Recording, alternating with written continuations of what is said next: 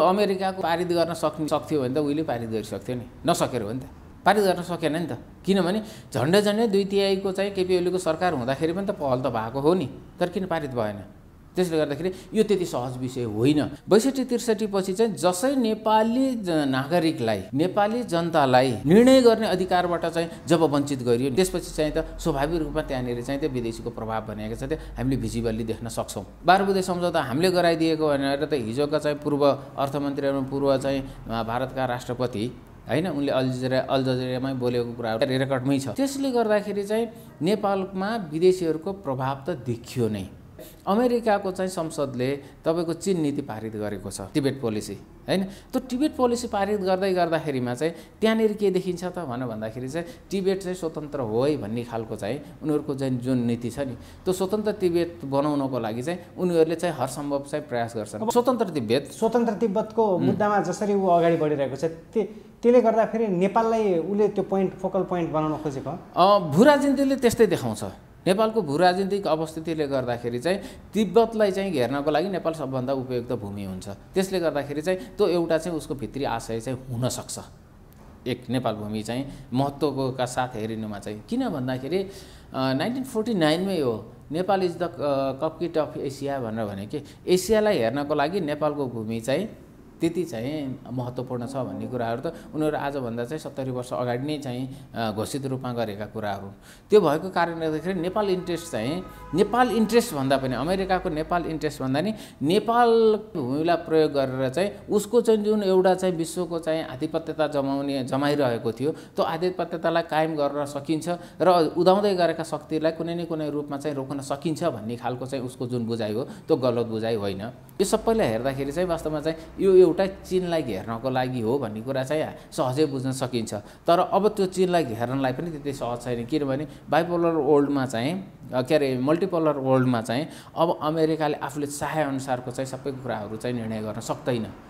त्यो नसक्ने भएको कारणले गर्दाखेरि कुनै तर पनि अझै पनि उ शक्तिशाली राष्ट्र छ नि त, एकदम अहिले पनि विश्वको 1 नम्बर राष्ट्र हो, विश्वको 1 नम्बर राष्ट्र हो, त्यसमा त कुनै दुविधै छैन। विशेष गरेर पश्चिमा भ्यालु सिस्टमबाट चाहिँ हामीले हाम्रो संविधान निर्माण गरेका छौँ। इन्डिया अमेरिकन पोल्टामा गयो भनेर जसरी चार्ज लगाएको थियो, पछिल्लो चाहिँ रसियन राष्ट्रपतिको भ्रमणले त्यो कुरालाई केही हदसम्म चाहिँ चिर्ने प्रयत्न गरेको छ। त्यसले गर्दाखेरि चाहिँ अहिले अमेरिकाले चाहिँ जुन आफ्नो उद्देश्य चाहिँ प्राप्तिको लागि चाहिँ नेपाल लगायत दक्षिण एसियाले चाहिँ भूमिको जसरी चाहिँ उसले चाहिँ प्रयोग गर्न खोजिरहेको थियो उसले पाइरहेको थिएन, जसको कारणले गर्दाखेरि चाहिँ वास्तवमा चाहिँ अमेरिकनहरूमा आज एक खालको डिफेन्सिभ स्थितिको चाहिँ निर्माण भएको छ र त्यो डिफेन्सिभ स्थितिलाई चाहिँ उसले चिर्नको लागि हरसम्भव चाहिँ प्रयासहरू गरिरहेको हो र त्यो हरसम्भव प्रयास अन्तर्गत चाहिँ त्यो एउटा कडीको रूपमा चाहिँ नेपाल भूमि पनि हुनसक्छ। पश्चिमा राष्ट्रहरू विशेष गरेर अमेरिकाबाट निकै ठुलो मात्रामा लगानी भएको छ। यो संविधान निर्माण गर्ने क्रमदेखि लिएर चाहिँ विशेष गरेर 62-63 पछि र हिजोमा लगानी भएको छ हैन, हिजो विकासमा थियो, हिजो विकासमा लगानी भएको थियो। तर पछिल्लो समयमा चाहिँ विकासमा त लगानी छ नै हैन, तर त्यसको साथसाथै चाहिँ गभर्नेन्सको पाटोमा पनि उसले लगानी गर्न थाल्यो। त्यो एउटा चाहिँ बडा धर्ममा पनि लगानी गरेको छ। छिमेकीहरूलाई कुनै किसिमको पनि चाहिँ अप्ठ्यारो नपर्ने गरेर चाहिँ हरेक चाहिँ विकास योजनाहरूलाई चाहिँ अगाडि बढाउनु पर्ने देखिन्छ। र नेपाल राजनीतिक दलहरू बाह्य शक्तिको प्रभावमा चलिरहेका छन्। नेपालको राजनीतिको साँचो नेपालभित्र नभएर विदेशी शक्तिको हातमा छ भनेर भनिएको छ हैन। त्यो कुरालाई चाहिँ सम्पूर्ण रूपमा चाहिँ विश्वास गर्ने कुराहरू चाहिँ होइनन् र कुनै न कुनै रूपमा चाहिँ प्रभाव त पार्छन् नै, त्यो त स्वाभाविक हो। किन यो जस्तो देशलाई डिजाइन अनुसार चलिरहेछ पुरै त्यो डिजाइन अनुसार चल्ने पनि होइन, डिजाइन अनुसार चलेको भए त एकतर्फा भइसक्थ्यो नि त। प्राध्यापक उद्धव सिग्देलज्यू नमस्कार। हजुर नमस्ते। अब पछिल्लो राजनीतिक अवस्था हेर्दाखेरि नेकपा माओवादी केन्द्रको 8औं महाधिवेशन चलिरहेको छ। यो महाधिवेशनले कस्तो निकास देला नेकपा माओवादी केन्द्रलाई, अथवा समग्र रूपमा हेर्दाखेरि माओवादीले भनेको छ नि सबै कम्युनिस्टहरू एकजुट भएर अगाडि बढ्छौँ भनेर भनिरहँदाखेरि नेकपा माओवादीको 8औं महाधिवेशनमा केन्द्रित भएर सुरुवात गरौँ। धन्यवाद शेषराजजी। नेकपा माओवादीको 8औं महाधिवेशनले केही कुराको निकास दिनुपर्ने छ। आजका मितिमा हेर्दा नेपालको कम्युनिस्ट आन्दोलन छिन्न भिन्नको अवस्थामा छ। नेकपा एमाले अथवा नेकपाको फुट, नेकपा एमालेको फेरि फुट, नेकपा माओवादीका चाहिँ केही मान्छेहरू नेकपा एमालेमा जानु, यसले के गरेछ भने नेपालको कम्युनिस्ट आन्दोलनलाई कमजोर बनाएको छ र अहिलेसम्मको दाबी के देखिन्थ्यो भन्दाखेरि नेकपा एमाले नेपालको कम्युनिस्ट आन्दोलनको नेतृत्व गरेछ भन्ने दाबी गरिएको थियो।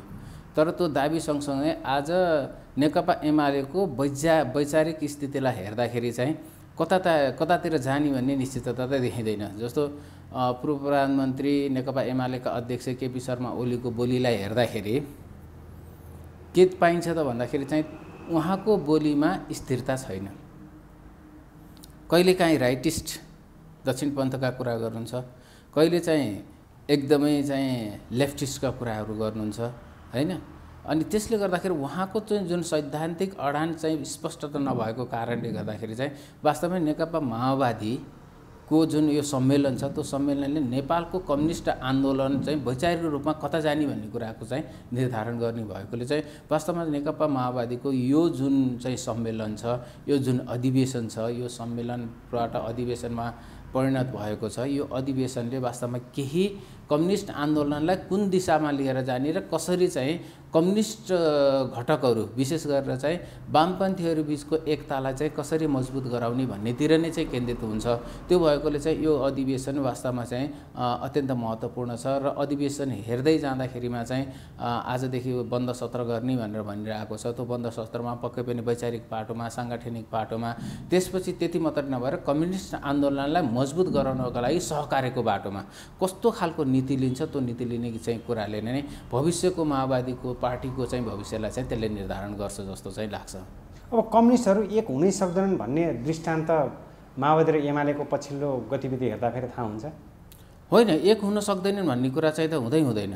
कम्युनिस्टहरू कुनै न कुनै रूपमा चाहिँ एक हुन्छ। यसरी सहज रूपमा भएन नि त। नेकपाको पछिल्लो अभिगत हेरिसक्नु होइन, त्यो त माओवादीहरू छिन्न भिन्न छन्। नेपालका कम्युनिस्ट आन्दोलनहरू नेपालको कम्युनिस्ट आन्दोलनमा कम्युनिस्ट घटकहरू जुट्ने भन्दा फुट्ने क्रम चाहिँ धेरै भएको देखियो। तर पछिल्लो समयमा चाहिँ जुट्ने क्रम पनि देखियो, त्यसपछि फुट्ने क्रम पनि भयो, फेरि जुट्ने क्रम पनि हुनसक्छ। त्यसले गर्दाखेरि चाहिँ जुट्दैनन् भन्ने खालको जुन एजम्सन छ नि त्यो अत्यन्त गलत छ। जस्तो हिजो 2074 सालको चाहिँ स्थानीय निर्वाचन, सङ्घीय निर्वाचनभन्दा अगाडिको चाहिँ जुन सत्ता सहकार्य थियो नि, नेपाली काङ्ग्रेस र नेकपा माओवादी बिचको चाहिँ जुन सत्ता सहकार्य थियो नि, त्यो सत्ता सहकार्य हुँदै गर्दाखेरिमा चाहिँ वाम एकता भएको होइन, वाम चाहिँ गठबन्धन भएको होइन। त्यसले गर्दाखेरि चाहिँ कति बेला चाहिँ यिनीहरू मिल्छन्, कति बेला फुट्छन् भन्ने कुराको चाहिँ ठेगान हुँदैन। तर कम्युनिस्टहरू मिल्दैनन् भन्ने खालको यदि कसैको बुझाइ हो भने त्यो अत्यन्त गलत बुझाइ हो। त्यो बुझाइमा यदि नेपाली काङ्ग्रेस जस्तो डेमोक्रेटिक पार्टी चाहिँ छ भने वास्तवमा त्यो भ्रमबाट बाहिर निस्किँदा हुन्छ। किनभने कति पनि बेला नेकपा एमाले, नेकपा माओवादी, त्यसपछि नेकपा चाहिँ यस होइन, यी कति बेला पनि एक ठाउँमा चाहिँ तपाईको चाहिँ कि पार्टी एकता भएन भने पनि चाहिँ यिनीहरू गठबन्धन गरेर कति बेला पनि जान सक्ने चाहिँ स्थिति पक्कै पनि छ। त्यसले गर्दाखेरि त्यस भएको कारणले त्यसले चाहिँ एउटा चाहिँ सकारात्मक परिणाम के दिन्छ त भन्दाखेरि चाहिँ नेपालको कम्युनिस्ट आन्दोलन जुन छिन्न भिन्नको अवस्थामा आज देखिन्छ त्यसले फेरि एउटा आकार लिने चाहिँ अवस्था आउँछ, जसले गर्दाखेरि चाहिँ नेपालको कम्युनिस्ट आन्दोलनलाई सहज रूपमा अगाडि लिएर जान लाग्दै त्यो एउटा बाटो हुन सक्छ। अब दोस्रो कुरा के हो भन्दाखेरि नेपालको चाहिँ जुन अहिलेको चाहिँ प्रणाली व्यवस्था छ, यो प्रणाली र व्यवस्थाको चाहिँ यदि सबैभन्दा स्वामित्व यदि बेसी स्वामित्व कसैले लिएको छ नि त काङ्ग्रेसले लिएको छ। त्यसले गर्दा काङ्ग्रेसले पनि त्यो कम्युनिस्ट आन्दोलन चाहिँ विखण्ड हुँदै जाँदाखेरि चाहिँ कम्युनिस्ट आन्दोलनले चाहिँ जुन चाहिँ वर्ग, क्षेत्र, जाति होइन समुदायलाई चाहिँ त्यसले समेटेको थियो, काङ्ग्रेसले चाहिँ त्यो समेट्न सक्छ कि सक्दैन भन्ने एउटा महत्त्वपूर्ण चुनौती काङ्ग्रेसलाई पनि छ। त्यसले गर्दाखेरि काङ्ग्रेसलाई पनि एउटा सहज के हुन्छ त भन्दाखेरि कम्युनिस्ट आन्दोलनले ती विभिन्न जातीय, वर्गीय, क्षेत्रीय जो समुदायलाई चाहिँ सम्बोधन गर्यो भने चाहिँ काङ्ग्रेसको त आफ्नो किसिमको जनमत छँदैछ र भोलि यो देशको चाहिँ जुन यो प्रणाली छ, जुन लोकतान्त्रिक व्यवस्था छ, यो प्रणाली र लोकतान्त्रिक व्यवस्थालाई अगाडि बढाउनलाई चाहिँ त्यो त्यसले एउटा सहजता पनि दिन सक्छ भन्ने चाहिँ लाग्छ। अब यी त भयो कम्युनिस्टका कुराहरू। अब अहिले पछिल्लो समय नेपाल एमसिसीको गोलचक्करमै फसिरहेको छ। एमसिसी पारित गर्ने या नगर्ने भन्ने ढुलमुले चरित्र दलहरूले देखाइरहेका छन्। अब हिजो मात्र प्रधानमन्त्री शेरबहादुर देउवाले एमसिसीको प्रसङ्गमा यो राष्ट्रघाती होइन, मैले राष्ट्रघाती काम गरौँला र म पनि देशको लागि लडेको व्यक्ति हो भनेर भन्नुभएको छ। एमसिसी पारित हुने अवस्थाको सिर्जना हुन्छ भनेर भन्नुभएको छ। यसलाई तपाईँ कसरी हेर्नुहुन्छ? होइन, यो यो अहिलेकै सत्ता गठबन्धनबाट एमसिसी पारित हुन्छ भन्ने कुरामा चाहिँ मलाई त्यति धेरै विश्वास छैन। अनि प्रधानमन्त्रीको पछिल्लो अभिव्यक्तिमा केन्द्रित होइन, प्रधानमन्त्रीको अभिव्यक्तिलाई चाहिँ अस्वाभाविक भन्न मिल्दैन, किनभने त्यसो भए एमसिसी राष्ट्रघाती छैन। होइन, एमसिसी राष्ट्रघाती छैन भन्ने कुरा चाहिँ त अहिले भन्न सकिने कुराहरू होइन। तर एउटा कुरा के भने प्रधानमन्त्री जस्तो व्यक्तिबाट चाहिँ राष्ट्रवादी छ, राष्ट्रघाती छ भन्ने कुरा जरुरी नै छैन। यो विकास योजना हो। होइन, उहाँले त अहिले पनि महाकाली सन्धि राष्ट्रघाती छैन भनेर भन्नुहुन्छ नि त। होइन, त्यो त उहाँको बुझाइ हो नि त। त्यसले गर्दाखेरि उहाँको अपिलिङ पावर कति छ त? उहाँले नेपाली जनतालाई कसरी आश्वस्त बनाउन सक्नु भएको छ त? प्रश्न त उहाँसँगै तेर्सिएको छ। आज उहाँले यो राष्ट्रघाती हो, यो राष्ट्रवादी हो भनेर भन्नुभन्दा पनि एमसिसीको बारेमा चाहिँ स्पष्ट रूपमा चाहिँ नेपाली जनतालाई उहाँले 10 मिनट समय दिएर चाहिँ आश्वस्त पार्ने काम गर्नुभएको छ। आज त आम नेपाली चाहिँ जनमानसमा एमसिसीको बारेमा त एक खालको नकारात्मक धारणा त बनिसकेको छ नि। खै त्यसलाई चिर्न सक्नु भएको उहाँले? उहाँ त पार्टी सभापति पनि हो, काङ्ग्रेसको प्रधानमन्त्री पनि हो र नेपाली जनतालाई आश्वस्त गर्न पर्यो कि यो एउटा विशुद्ध विकास योजना हो, यसभित्र कुनै सैन्य रणनीतिक गठबन्धनका कुराहरू छैनन्, त्यो भनेर उहाँले भन्न सक्नु पर्यो नि त। त्यसले गर्दाखेरि त्यहाँनिर प्रश्नहरू धेरै छन्। त्यहाँनिर यो एमसिसी धेरै गिजोलिसकेको छ। अब यसलाई सम्हाल्नु भनेको के हो भनेर भन्दाखेरि चाहिँ वास्तवमा आम सहमतिले मात्रै यसलाई चाहिँ सम्हालिन सक्छ। अब आम सहमति निर्माण भन्ने अहिले स्थिति देखिँदैन, किनभने संसद अवरुद्ध छ। नेकपा एमालेको चाहिँ कुन खालको चाहिँ स्ट्यान्ड हो एमसिसीको बारेमा चाहिँ पछिल्लो समयमा हेर्दाखेरि चाहिँ पारित गराउने चाहिँ खालको कुराहरू पनि आइरहेको हुन्छ। यदि सत्ता गठबन्धन टुट्छ भने एमसिसी पारित गराउँदा केही फरक पर्दैन भन्ने खालको पनि एक खालको चाहिँ भनाइहरू आइरहेको छ। त्यसले गर्दाखेरि एमसिसी अब गिजोलिसकेको छ। त्यो गिजोलिसकेको कारणले गर्दाखेरि चाहिँ एमसिसीको बारेमा प्रधानमन्त्रीजीले चाहिँ जुन कुरा भन्नुभएको छ त्यो भनिरहनु आवश्यक छैन। त्यसो भए एमसिसीको विषयले निकास पाउने विषय हो अथवा पार नलाग्ने विषय बनिरहेछ? होइन, अहिलेसम्म त एमसिसी भनेको चाहिँ त नेपालमा विशेष गरेर चाहिँ यो शक्ति केन्द्रहरूको चाहिँ एउटा चाहिँ अदृश्य रूपमा चाहिँ भएको प्रतिस्पर्धा जस्तो देखिन्छ के। त्यसमा नेपालको आफ्नै भूमिका भन्दा पनि के शक्ति केन्द्रहरूको प्रतिस्पर्धा भयो जस्तो चाहिँ हामीले अनुभव गरेका छौँ। किन शक्ति केन्द्रहरूको इन्ट्रेस्ट नेपालमा बढ्दो छ त? होइन, अब एउटा के हो भन्दाखेरि चाहिँ हामी यस्तो भूराजनीतिक चाहिँ अवस्थितिमा छौँ कि हामीले हाम्रो चाहिँ जुन गतिविधि हो, हाम्रो गतिविधिहरूलाई हामीले हाम्रो छिमेकीलाई आश्वस्त पार्न सकेनौँ भने त कति बेला पनि चाहिँ हामी दुर्घटनामा पर्न सक्ने स्थिति हो। त्यसले गर्दा हामीले चाहिँ भूराजनीतिक संवेदनशीलतालाई चाहिँ ध्यानमा दिएर हामीले आफ्ना छिमेकीहरू उत्तरी चीन, दक्षिणी भारतलाई कसरी आश्वस्त पार्ने भन्ने कुरा नै सबैभन्दा महत्त्वपूर्ण कुरा हो। त्यसले गर्दा त्यो आश्वस्त पार्न नसकेको कारणले गर्दाखेरि चाहिँ यो यति धेरै गिजोलिएको हो कि एउटा आशंका गर्ने ठाउँ चाहिँ त्यहाँनिर देखिन्छ। अनि अर्को के हो त भनेर भन्दाखेरि चाहिँ उत्तरी छिमेकीलाई के लाग्यो भन्दाखेरि कहीँ न कतै एमसिसी चाहिँ नेपालमा प्रवेश गर्नु भनेको चाहिँ विशेष गरेर चाहिँ पश्चिमी राष्ट्रहरू चाहिँ नेपालको चाहिँ प्रवेश हो, जसले गर्दाखेरि चाहिँ उसको चाहिँ तिब्बतको चाहिँ सेक्युरिटी अथवा उसको नेसनल सेक्युरिटीको थ्रेटको रूपमा चाहिँ उसले बुझेको हो कि भन्ने खालको एक खालको आशंकाको मात्रै हो। तर त्यसरी खुलेर चीनले कुनै कुरा पनि भनिसकेको छैन। तर एउटा कुरा के देखिन्छ भन्दाखेरि यो कति बेला गिजोलियो त्यो महत्त्वपूर्ण हो। नेकपा हुँदाखेरि नेकपा एमाले र नेकपा माओवादी केन्द्र जब यिनीहरू एउटै पार्टी भएर नेकपा भए, नेकपा भइसकेपछि चाहिँ यो विषय चाहिँ गिजोलिएर आएको छ। र त्यही बेलामा चाहिँ कम्युनिस्ट पार्टीसँग, चीनको कम्युनिस्ट पार्टीसँग चाहिँ नेपालको कम्युनिस्ट पार्टीको चाहिँ भातृत्वको सम्बन्धहरू स्थापित भएको अवस्था पनि त्यति बेला देखिन्छ। त्यसले गर्दाखेरि कहीँ न कतै चाहिँ उत्तरी छिमेकी यो जुन एमसिसी चाहिँ योजना छ होइन, अब त त्यो योजना भन्दा पनि चाहिँ विकास योजना भन्दा पनि त्यो एउटा लगानी होइन, अमेरिकाको चाहिँ जुन लगानी छ त्यो लगानीप्रति चाहिँ ऊ अलि झस्के जस्तो देखिन्छ। त्यसले गर्दाखेरि चाहिँ उत्तरी छिमेकी चीनलाई चाहिँ आश्वस्त पार्नु पहिलो सरकारको दायित्व हो। भनेको विशुद्ध चाहिँ विकास योजना हो। यो कुनै चाहिँ देशप्रतिको चाहिँ लक्षित छैन।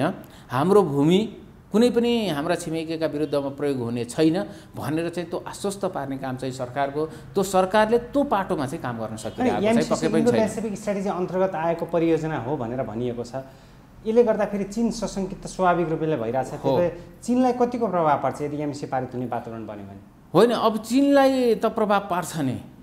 चीनलाई किन पनि प्रभाव पार्छ भन्दाखेरि चाहिँ अमेरिकाले बार भनेको छ र उसको पछिल्लो स्ट्राटेजीमा पनि त्यो कुराहरू देखिन्छ। यो के हो भन्दाखेरि चाहिँ इन्डो पेसिफिकको चाहिँ एउटा हिस्सा हो एमसिसी भनेको। इन्डो पेसिफिकको हिस्सा भन्ने बित्तिकै चाहिँ नेपालको आफ्नो नन एलाइनमेन्टको चाहिँ जुन मुभमेन्ट हो त्यो मुभमेन्टबाट चाहिँ नेपाल बाहिर जाने स्थिति हो। अर्थात् चाहिँ कुनै एउटा सैन्य गठबन्धनमा चाहिँ ऊ सहभागी हुने स्थिति हो। यदि कुनै सैन्य गठबन्धनमा चाहिँ नेपाली सहभागी हुन्छ र त्यो सैन्य गठबन्धन उत्तरी चीनको बुझाइमा के हो त भन्दाखेरि चाहिँ त्यो हाम्रो लक्षित हो, हाम्रो विरुद्धमा लक्षित चाहिँ गठबन्धन हो भनेर उसले त्यो बुझिरहेको अवस्थामा पक्कै पनि नेपाल सहज स्थितिमा त त्यो बेला रहँदैन नि त। त्यसले गर्दाखेरि चीन झस्किनु चाहिँ स्वाभाविक कुरा हो। त्यो भएको कारणले गर्दाखेरि चीनलाई के आश्वस्त पार्नु पर्यो भन्दाखेरि चाहिँ नेपालको चाहिँ सरकारले कि यो हाम्रो विशुद्ध हाम्रो परियोजना हो, विकास परियोजना हो, विशेष गरेर प्रसारण लाइन सम्बन्धी चाहिँ हाम्रो योजना हो। नेपालले त आश्वस्त गर्ने वातावरण नै छैन नि त। एमसिसीको बुदामा जे लेखिएको छ त्यही अनुसार होला नि त अगाडि बढ्नुपर्ने। होइन, एमसिसीको बुदामा चाहिँ अब विभिन्न कोणबाट विभिन्न किसिमले चाहिँ त्यसको व्याख्या र विश्लेषण भइरहेछ। कतिपय अवस्थामा यसको अतिरञ्जना पनि भइरहेको छ भने कतिपय अवस्थामा चाहिँ यस्तो वास्तविक चाहिँ कुरा के हो त वास्तविक कुराहरू चाहिँ बाहिर खुलेर आइरहेको अवस्था पनि छैन। वास्तविकता तपाईँले बुझेको एमसिसी कस्तो हो नेपालको लागि, कतिको सही छ अथवा कतिको घातक? मैले बुझेको एमसिसीको बारेमा मेरो बुझाइ के हो त भनेर भन्दाखेरि त्यसलाई कुनै एउटा कानुनी वैधता दिनुपर्ने जरुरी छैन। यो दुईवटा देशको बिचको चाहिँ सहयोग र दुईवटा बिचको चाहिँ लगानीको चाहिँ वातावरणको चाहिँ स्थिति हो। त्यसले गर्दा अमेरिकाले आएर यहाँ लगानी गर्दै गर्छ भने त्यसको सेक्युरिटी भने नेपाल सरकारले दिने हो। तर यसलाई संसदबाटै पारित गर्नुपर्छ भन्ने पक्षमा चाहिँ म छैन। किनभने कुनै पनि लुकेको स्वार्थ के हुन सक्छ त्यसको संसदबाटै पारित गर्नलाई? अब यहाँभित्र लुकेको स्वार्थ बाहिर भन्दाखेरि के भनिएको छ भन्दाखेरि चाहिँ समयमा चाहिँ यसको चाहिँ कार्य पुरा हुन्छ भनेर भनिएको छ बाहिर भन्दै गर्दाखेरिमा।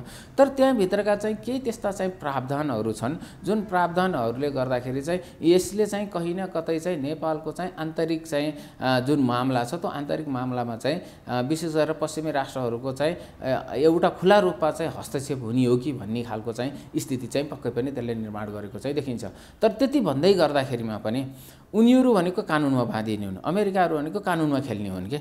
त्यो भएर कानुनमा बाँधिएपछि चाहिँ यसलाई सहज रूपमा चाहिँ कार्यान्वयन गर्न सकिन्छ भन्ने खालको चाहिँ अमेरिकनहरूको बुझाइ हो। तर अब नेपालले चाहिँ के भन्नु पर्यो भने तिम्रो चाहिँ यो लगानीलाई चाहिँ सेक्युरिटी दिने, त्यसको सुनिश्चितता सुरक्षितता दिने चाहिँ हाम्रो काम हो, यसलाई संसदबाट पारित गर्नु पर्दैन भन्ने खालको चाहिँ नेपालले भन्न सक्नु पर्यो के।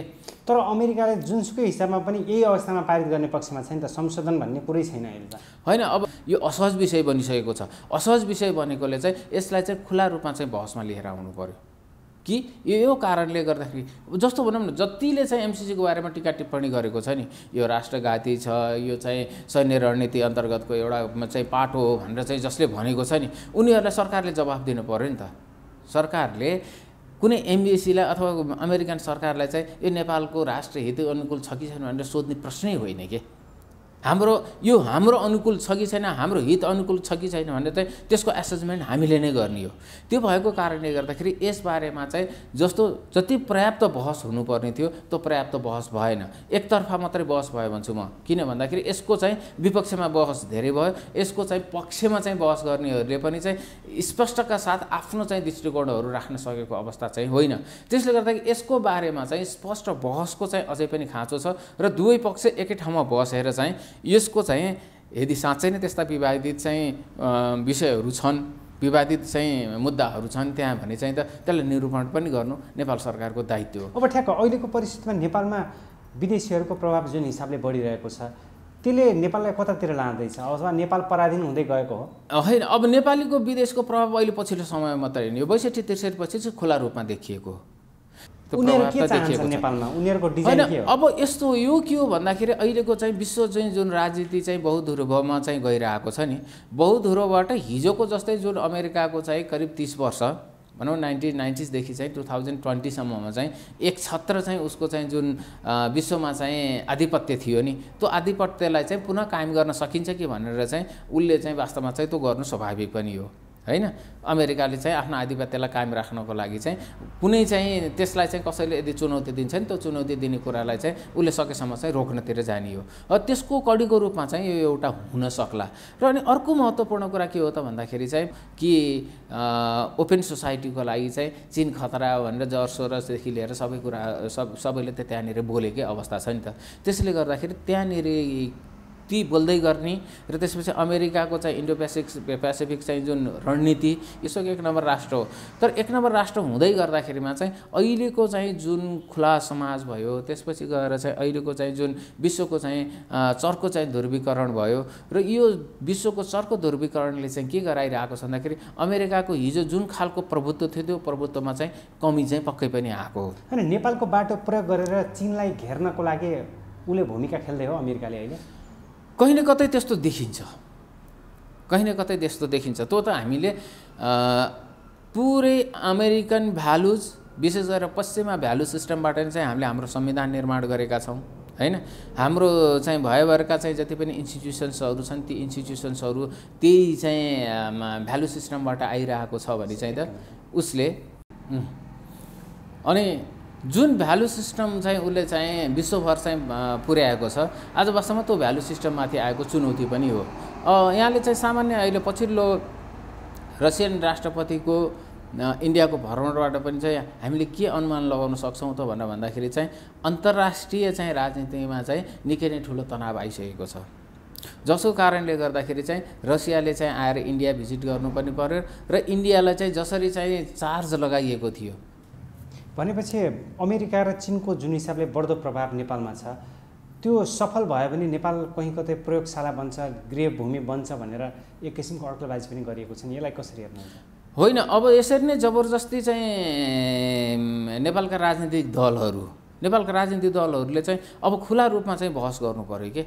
यो वास्तवमा चाहिँ आम नेपाली जनताको बीचमा चाहिँ एक खालको जुन भएको चाहिँ स्थिति निर्माण भएको छ नि त्यो भएको स्थितिलाई चाहिँ नेपाल सरकारले चाहिँ चिर्न सकिरहेको छैन र यस्तो अवस्थामा चाहिँ जुन चाहिँ एमसीसी माथि जुन राजनीति भइरहेको छ नि त्यो राजनीतिले चाहिँ अर्कै पाटो लिन पनि सक्छ। गभर्नेन्सको पाटोमा पनि उसले लगानी गर्न थाल्यो। त्यो एउटा चाहिँ बडा धर्ममा पनि लगानी गरेको छ। धर्ममा त म भन्दिनँ, धर्मान्तरणको मुद्दा, धर्मान्तरणमा चाहिँ यो विशेष गरेर अमेरिकनको मुद्दा होइन, अमेरिकनले हेर्ने भनेको रणनीतिक मुद्दाहरूमा मात्रै हो। यो धर्मको यी मुद्दाहरूमा चाहिँ यो युरोपियनहरूले हेर्छन् होला तर अमेरिकनहरूले त त्यस विषयमा हेर्दैन। अमेरिकनले चाहिँ रणनीतिक चाहिँ जुन मामला हो त्यो रणनीतिक मामलामा चाहिँ उसले हेरेको हुन्छ र पछिल्लो समयमा उसले गभर्नेन्सको मामलामा पनि चाहिँ उसले हेर्न थालेको चाहिँ देखिन्छ। गभर्नेन्सको मामलामा हेर्दै गर्दाखेरिमा चाहिँ सुशासनका नाममा चाहिँ विभिन्न योजनाहरू चलाउने, त्यसपछि गएर चाहिँ तपाईँको नेपाली जनताको चाहिँ जुन माइन्डसेट हो नि त्यो माइन्डसेटलाई चाहिँ एक खालले चाहिँ प्रभाव पार्ने जुन चाहिँ उसले सफ्टवेयरमा काम गरिरहेको थियो त्यो सफ्टवेयरमा काम गरेको अहिले पछिल्लो समयमा एमसीसी भनेको त एक किसिमले हार्डवेयर हो नि त। हार्डवेयर उसले काम गरेर चाहिँ वास्तवमा चाहिँ आफ्ना रणनीतिक चाहिँ जुन योजनाहरू हुन् त्यो योजनाहरूलाई सफल पार्ने चाहिँ उसको ध्येय नै पक्कै पनि हो। तर त्यो ध्येयमा चाहिँ अहिले पछिल्लो समयमा चारैतिरबाट चाहिँ उसलाई समस्याहरू सिर्जना भएको छ। जस्तो रसियासँग र इन्डियाको चाहिँ सम्बन्ध नजिकिनु जसले गर्दाखेरि चाहिँ त्यो वास्तवमा चाहिँ अमेरिकनहरूलाई नै एक खालको चाहिँ दबाब हो। अर्को के हो भन्दाखेरि चाहिँ चीन र इन्डियाको बिचमा चाहिँ युद्धको जस्तो स्थिति आउनु र अहिले त्यो साम्य पुग्दै जानु हैन, त्यसमा पनि कुनै न कुनै रूपमा चाहिँ रसियाले भूमिका निर्माण गर्नु त्यो पनि अर्को चाहिँ अमेरिकाको लागि डिफेन्सिभ पोजिसन हो भने अमेरिकाले जुन यहाँ लगानी गरिरहेको छ र अझै गर्न खोजिरहेको छ त्यो लगानीलाई चाहिँ उसले चाहिँ सुनिश्चितता खोजेको हो। त्यो सुनिश्चितता भनेको के हो त भन्दाखेरि चाहिँ यिनै राजनीतिक दलहरू मार्फत चाहिँ आफ्ना चाहिँ रणनीतिक योजनाहरू विकास मार्फत रणनीतिक योजनाहरूलाई उसले लागू गर्न खोजेको जुन कुरा चाहिँ अहिले रोकिएको छ। अब यहाँले भने जस्तो यदि जबरजस्ती चाहिँ त्यसरी चाहिँ यहाँका राजनीतिक दलहरूले गरे भने चाहिँ भोलि चीनले पनि चुप लाएर बस्ने अवस्था रहँदैन। चीनको पोजिसन के हुन सक्छ? होइन, चीनले त आफ्नो इन्टरनल सेक्युरिटीमा चाहिँ नेपालबाट चाहिँ थ्रेट फिल गर्छ भने उसले बोर्डर क्रस गर्न सक्छ। त्यो नेपालको लागि घातक हुनेछ, निकै नै घातक हुनेछ। त्यसले गर्दाखेरि हामी फेरि कि कतै चाहिँ अफगानिस्तानको बाटोतिर अथवा चाहिँ हामी कतै चाहिँ अरू जुन चाहिँ आज चाहिँ अस्थिर देशहरू बनेका छन् त्यो बाटोतिर पनि हामी जान सक्ने सम्भावना रहन्छ। त्यसले गर्दाखेरि यसलाई नेपालका राजनीतिक दलहरूले बडो सुझबुझका साथ छिमेकीहरूलाई कुनै किसिमको पनि चाहिँ अप्ठ्यारो नपर्ने गरेर चाहिँ हरेक चाहिँ विकास योजनाहरूलाई चाहिँ अगाडि बढाउनु पर्ने देखिन्छ। र नेपाल राजनीतिक दलहरू बाह्य शक्तिको प्रभावमा चलिरहेका छन्। नेपालको राजनीतिको साँचो नेपालभित्र नभएर विदेशी शक्तिको हातमा छ भनेर भनिएको छ। होइन, त्यो कुरालाई चाहिँ सम्पूर्ण रूपमा चाहिँ विश्वास गर्ने कुराहरू चाहिँ होइनन् र कुनै न कुनै रूपमा चाहिँ प्रभाव त पार्छन् नै। त्यो त स्वाभाविक हो, किन यो जस्तो डिजाइन अनुसार चलिरहेछ पुरै त्यो डिजाइन अनुसार चल्ने पनि होइन। डिजाइन अनुसार चलेको भए त एकतर्फा भइसक्थ्यो नि त, होइन? एकछिनलाई मानौँ न, ल नेपालका राजनीतिक दलहरू अमेरिकन डिजाइन अनुसार चलेका छन् भनेर भन्यो भए त अमेरिकन डिजाइन अनुसारको त उसको एमसिसी त उहिले पास हुन्थ्यो होला नि। त्यो स्थिति पनि होइन। त्यसले गर्दाखेरि नेपालको आजको स्थिति भनेको के हो त भनेर भन्दाखेरि चाहिँ मित्र राष्ट्रहरू, छिमेकी राष्ट्रहरूलाई सन्तुलित सम्बन्धका माध्यमबाट, सन्तुलित सम्बन्ध, सन्तुलित अन्तर्राष्ट्रिय सम्बन्ध र कूटनीतिका माध्यमबाट चाहिँ आश्वस्त पार्न नसकेको नेपालको एक हिसाबले भन्यो नि यो कूटनीतिक फेलर हो। यो कूटनीतिक फेलरले गर्दाखेरि चाहिँ आज के हो, यसले के गर्यो त भन्दाखेरि आम जनमानसमा चाहिँ कुनै चाहिँ मित्र राष्ट्र, हाम्रो अमेरिका भनेको त पुरानो मित्र राष्ट्र हो नि त, धेरै सहयोग गरेको मित्र राष्ट्र हो। त्यस्तो मित्र राष्ट्रप्रति चाहिँ आज आम नेपाली जनतामा चाहिँ के हो त भन्दाखेरि चाहिँ एक खालको चाहिँ भ्रम सिर्जना गर्ने काम चाहिँ त यहीँका राजनीतिक दलहरूबाट भयो नि त। कस्तोसम्म चाहिँ तपाईँको चाहिँ स्थिति आयो भने त भोलि एमसिसी पास भयो भने चाहिँ त अमेरिकन सेना यहाँ भित्रिहाल्छ भन्ने खालको एउटा भ्रमको चाहिँ खेतीहरू पनि भयो। सत्य होइन। अहिले तपाईँ कसरी सत्य भन्ने त्यसलाई? त्यो त भ्रम नै हो नि। सत्य त अहिले देखिँदैन नि त। होइन, सुरक्षा रणनीति हिसाबले ऊ आउँदैछ भनेपछि उसको त होइन, सुरक्षा रणनीति हिसाबले उसको इन्डो पेसिफिकको चाहिँ सुरक्षा रणनीतिको चाहिँ एउटा अवधारणा हो, होइन? अब नेपाल त्यसमा जोडिएको त छैन नि अहिलेसम्म त। त्यसले गर्दाखेरि चाहिँ एमसिसी आउँदै गर्दाखेरिमा चाहिँ त एकदमै चाहिँ सेनै आइहाल्छ भन्ने खालको चाहिँ जुन म त्यसलाई चाहिँ भ्रम भन्छु। किन भनेर भन्दाखेरि चाहिँ एमसिसी त अरू राष्ट्रहरूमा पनि त चलेको छ नि त। जस्तो मङ्गोलियामा चलेको छ। मङ्गोलिया भने चाहिँ चीन र रसिया जस्तो विशाल राष्ट्रको बिचमा चाहिँ एउटा सानो राष्ट्र मङ्गोलिया छ, त्यहाँ एमसिसी चल्यो नि त। खोइ अमेरिकन सेनाहरू त्यहाँ पुगेको छैन। अनि नेपालमा चाहिँ अमेरिकन सेनाहरू आइ नै हाल्छ भनेर चाहिँ जुन एक खालको चाहिँ भ्रम चाहिँ फैलाइएको छ, त्यो आफैमा पनि चाहिँ के हो त भनेर भन्दाखेरि चाहिँ एमसिसी प्रति गरिएको राजनीति हो। त्यसले गर्दाखेरि यसमा चाहिँ राजनीति धेरै भयो, त्यही भएर यो गिजोलियो। त्यसले गर्दाखेरि यसलाई नयाँ सिराबाट चाहिँ अगाडि लिएर जानुपर्ने हुन्छ र प्रधानमन्त्री देउवाले पनि चाहिँ आम नेपाली जनतालाई चाहिँ आश्वस्त पार्नुपर्ने चाहिँ अवस्था पक्कै पनि देखिन्छ। त्यसले गर्दाखेरि चाहिँ जति चाहिँ यहाँ बाहिर चाहिँ हल्ला गरिएको छ त्यो हल्ला गरे जस्तो चाहिँ यथार्थता पक्कै पनि होइन। त्यो चाहिँ रियलाइजेसन गर्नै पर्ने हुन्छ। अब ठ्याक्कै यी सबै विषयका बावजुद प्रारम्भिक चरणमा हामीले कम्युनिस्टभित्रको वास्तविकता बुझ्ने प्रयास गऱ्यौँ। अब अहिले केपी शर्मा ओली र प्रचण्ड बिच दूरी कम हुँदै गएको हो। प्रचण्डले फोन गरेर आफ्नो महाधिवेशनमा आउनुको लागि निमन्त्रणा दिनुभयो। त्यस साथसाथै प्रचण्ड अलिकति लचकता भएको हो। चिनिया राजदूतसँग केपी शर्मा ओली भेटिसकेपछि एउटा अनुकूल वातावरण बन्दै गएको हो। अब यसलाई चाहिँ यसै उसै चाहिँ नभनौँ। एउटा चाहिँ यथार्थता के हो भने नेपालको जनमतमा वाम जनमत बहुमतमा छ। त्यसकारण कम्युनिस्ट पार्टीहरू फुटेर भोलि चुनावमा गयो भने चाहिँ यिनीहरू पावरमा जान सक्दैनन्। नसक्ने भएको कारणले गर्दा कम्युनिस्टहरूको चाहिँ अब नेपालका कम्युनिस्टहरूको अहिले कुनै त्यस्तो किसिमको चाहिँ नेपाललाई रूपान्तरण गर्ने कुनै योजना छैन, कुनै नीति छैन, कुनै कार्यक्रम छैन। उनीहरूसँग एउटै मात्रै योजना छ, एउटै मात्रै नीति छ। त्यो कसरी हुन्छ? सत्ता हत्याउने। त्यो सत्ता हत्याउनको लागि चाहिँ पुष्पकमल दाहाल प्रचण्ड, माधव कुमार नेपाल, केपी शर्मा ओली लगायतका जति पनि कम्युनिस्टहरू छन् भोलि एक ठाउँमा आउन सक्छन् भन्ने कुरालाई चाहिँ इन्कार गर्न सकिँदैन। यो के हो भन्दाखेरि चाहिँ राजनीतिमा कहिले पनि स्थायी चाहिँ शत्रु भन्ने र स्थायी मित्र भन्ने हुँदैन।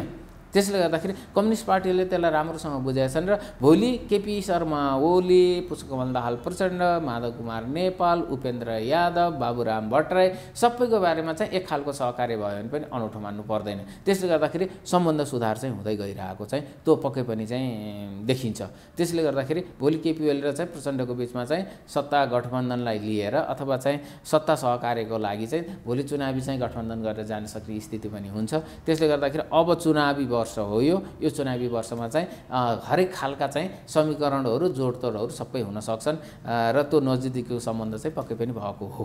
ठिक छ, समसामयिक राजनीति विषयमा केन्द्रित भएर बहसमा सरिक भइदिनु भयो। जाँदा जाँदै सम्पूर्ण नेपालीहरूलाई के भन्न चाहनुहुन्छ? आम नेपालीहरूलाई चाहिँ मेरो एउटै मात्रै चाहिँ आग्रह के हो त भन्दाखेरि चाहिँ राजनीतिक दलका चाहिँ राजनीतिक नेतृत्वहरूले विगत 30 वर्षदेखि हामीले यही अनुहार देखिरहेका छौँ।